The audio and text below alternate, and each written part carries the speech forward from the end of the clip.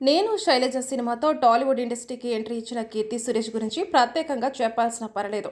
తన ఫస్ట్ మూవీతోనే తెలుగు ఆడియన్స్లో మంచి గుర్తింపు సంపాదించుకుంది. దీంతో ఈ అమ్మడుకు వరుస ఆఫర్లు క్యూ కట్టాయి. అలా వచ్చిన అవకాశాలన్నిటిలో నటిస్తూ మంచి ఫేమ్ తెచ్చుకుంది. ఇక మహానటి, దసరా వంటి చిత్రాలకైతే ఏకంగా అవార్డులు కూడా వచ్చాయి.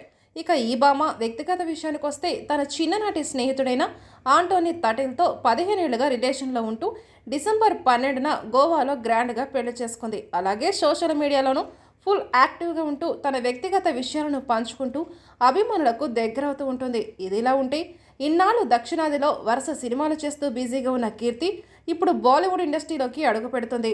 బేబీ జాన్ అనే సినిమాతో నార్త్ ఆడియన్స్ ముందుకొస్తుంది. ఇందులో వరుణ్ ధావన్ హీరోగా నటించాడు. ఇక ఇప్పటి వరకు కీర్తి నటించిన సినిమాలు పెద్దగా హిందీలో రిలీజ్ కాలేదు.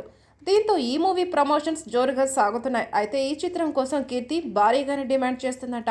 బేబీ జాన్ సినిమాకు కీర్తి సురేష్ ఏకంగా 4 కోట్ల రెమ్యునరేషన్ తీసుకుంటుందట. మరి ఇందులో నిజమెంతుందో తెలియనప్పటికీ ప్రస్తుతం ఈ న్యూస్ నెట్టింట చక్కర్లు కొడుతుంది.